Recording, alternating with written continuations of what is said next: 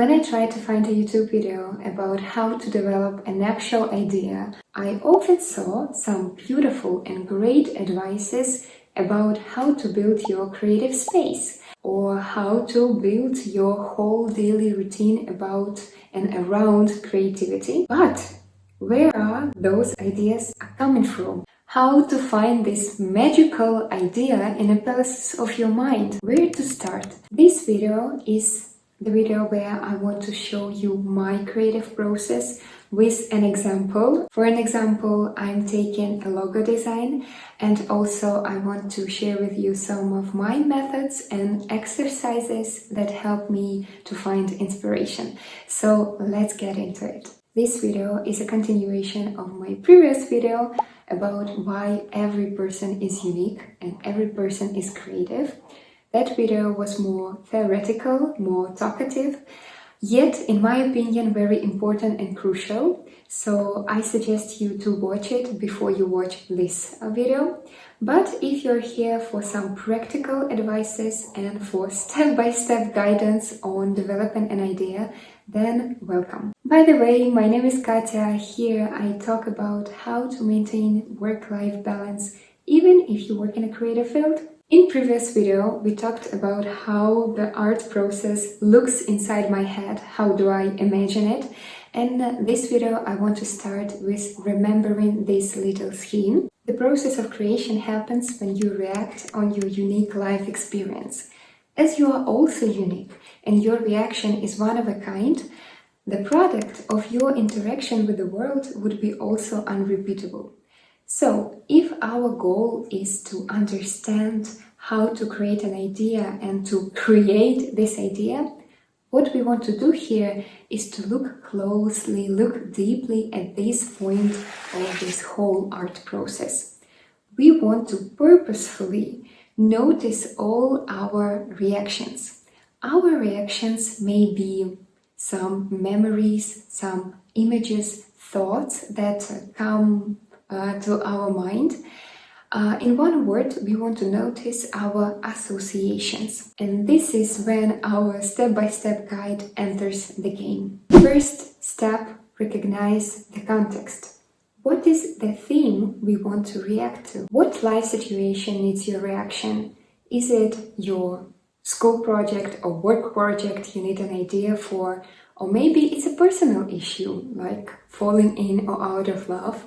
It may be also a film that touched your heart and now you want to react on it. Second step is the most important one, because here we want to register our reactions. Or simply to say, we want to write down all our associations with the topic we are creating on.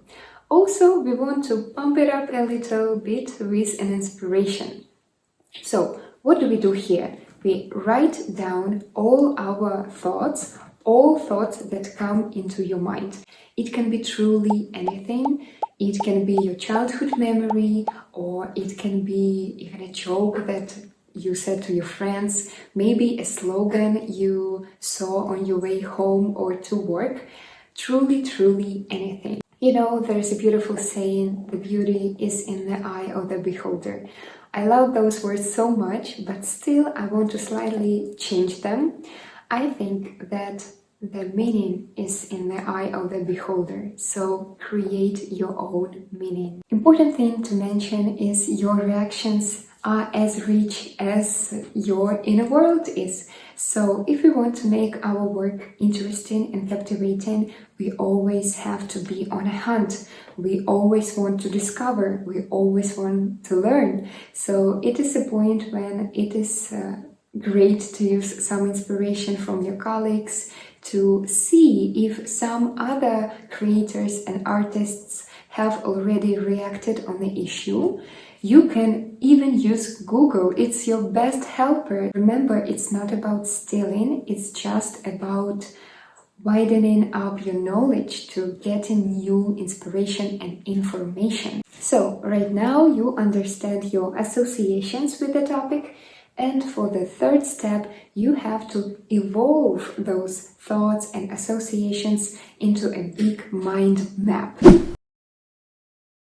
Here we want to find some connections. We want to see what associations are in one group, kind of, that have something in common, and what associations just won't work. We want to see some usual things about our associations and connect them into one or two or three ideas. The next step is to try out your ideas. Frankly, it's just about choosing the best idea or choosing idea you like the most and just trying it out. The last step, but not least, is to choose the perfect presentation for your idea, the perfect form of art for your idea, and to finally create it. So easy, right? So if you're an artist, draw your idea. If you're a musician, write a song about it. If you are an architect, you can model the house in your 3D software and see how it looks. And you're done. Congratulations. Also, there is a sixth step, but I say it's for designers only, because if you're creating just art, you are good to go with those 5 steps. But if you're a designer, you really need to make your art work. You really want to make your art functional. You want to create design from your art and see how it looks. Honestly, it would be too much information for one video if I would talk about it more, because every craftsmanship has its own rules and requirements, and you simply need to meet them. For example, if you're an architect, you have to build a house that is suitable for living, and you have your own rules for it. If you're a graphic designer, you have your rules about, I don't know, prints and how to print your ideas, or how to create packaging so it can be readable and usable. So I'm done with talking, and finally we can look at some examples. For an example, I chose my logo I've created a while ago. It is just made up logo from a web that gave me a word and created kind of a brief for me. A cool advice for designers that have to create a portfolio and don't know where to start because they don't have actual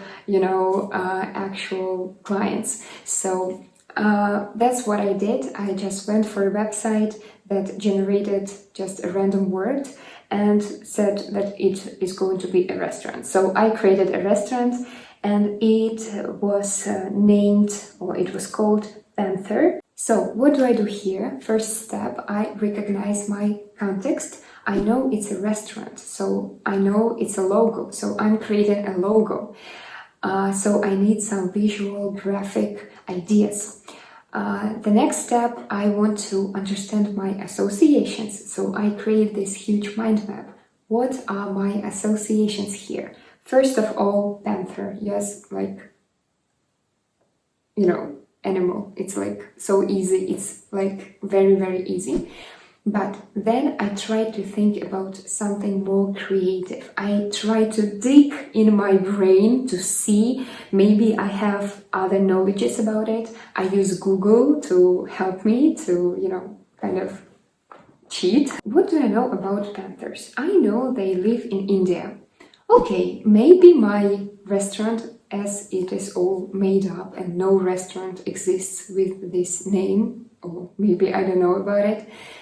Maybe my restaurant would be a restaurant with an Indian cuisine. So I try to move in this direction. I'm an architect, It's kind of a disease. You always want to mention it. And everything you think of, you just connect it to buildings. So what I did, and it's okay because it's my unique experience, my unique reaction, my unique mind, because I'm Katya. I studied architecture for 6 years, and it's okay that I do have this association. So I think about Indian architecture, and also I remember that there are those beautiful Indian patterns that are widely used in, I hope they're used, but Pinterest told me they are used in Indian culture. What I do here is that I draw this arch that is typical for Indian or Oriental architecture. Also, I try to recreate this famous Indian pattern, and also I add the word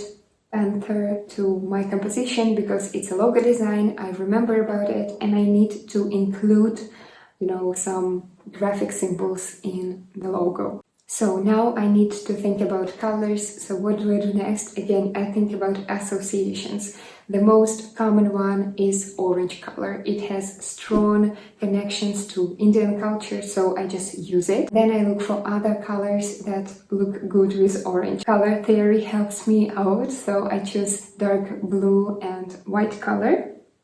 And tada! Idea is ready. I try it out. I think about several concepts. I try to, draw it. I try to present it. I'm trying it out on some mock-ups and decide that, okay, it's great. I can post it on Behance. And right now I have, 2 likes, maybe 1 like. So maybe it's not the best idea, but it is my idea and it is creative and no one can take that from me and no one can take that from you also. So I hope it was helpful for you. As I'm not done talking yet, I wanted to the end of this video share with you one exercise, one technique that helps me to stay creative and to find inspiration in my daily life. This exercise was given to me when I was like 16 years old by my art teacher, who is a beautiful, amazing artist and just an incredible woman.